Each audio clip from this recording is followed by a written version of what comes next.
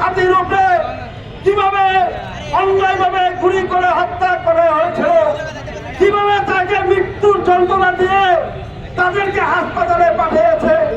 তাই আমি আপনার মাধ্যমে দেশবাসীর কাছে, ডাক্তার ইউনূস সাহেবের কাছে, ইউনূস সাহেব আপনাকে বসেছিলাম, আমার মিরাজের রক্ত, সারা বাংলাদেশের শহীদের রক্ত, আপনি কোন নির্বাচিত সরকার না, আপনি জুলাই রক্তের সরকার। প্রথম কাজ ছিল আপনার বিচার সংস্কার নির্বাচন।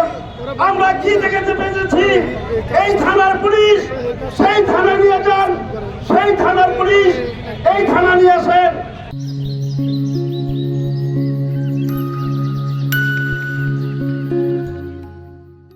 যাত্রাবাড়ি গণহত্যা চালিয়েছিল, একটা পুলিশও গ্রেপ্তার করতে পারেন নাই। তাই আজ ওসি যখন ছিল আবুল হাসনাত, উনি গ্রেপ্তার হয়েছেন, কিন্তু যারা ইন্ধন দাতা আওয়ামী লীগ, যুবলীগ, ছাত্রলীগ, পেটুয়াক বাহিনী, সেই মাফিয়া দাঙ্গা বাহিনীদের এখনো গ্রেপ্তার করতে পারেন নাই। তাই আবার আমি বলি, আমরা রক্ত থেকে চাই না, আর কোনো মার মুখ খালি না হোক, আর যাতে কোনো বাবা তার সন্তানের লাশ কাঁধে না নেও।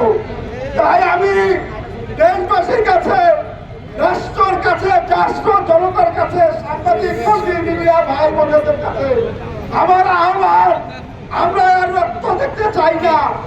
হাতির যাতে সুষ্ঠু বিচার এবং তারা কে কারা গুলি করেছে তদন্ত করে দ্রুতভাবে আজকে কালকের মধ্যে গ্রেফতার করে দেশবাসীর কাছে জানান। আমরা আর কোনো সম্মানিত চাই না।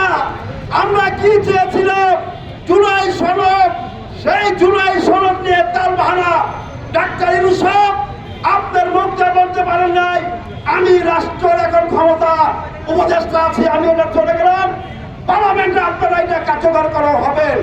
এমন একটা বার্তা দিতে চাই, যেই 17 তারিখে হাসিনার ফাঁসির রায় হয়েছে, সেই শুধু ফাঁসি না, ফাঁসির রায় বহন করে ভারত থেকে বাংলাদেশে এনে জনতার মঞ্চে কাজ করা যাতে তাদেরকে ফাঁসির মঞ্চে, সেদিন আমার রক্তের বিরাজের রক্ত কষ্ট পাবে না, আমি কষ্ট পাবো না, সারা বাংলাদেশের মানুষ কষ্ট পাবে না। ফাঁসির যখন আমরা ব্যাগটা দেখতে পাবো,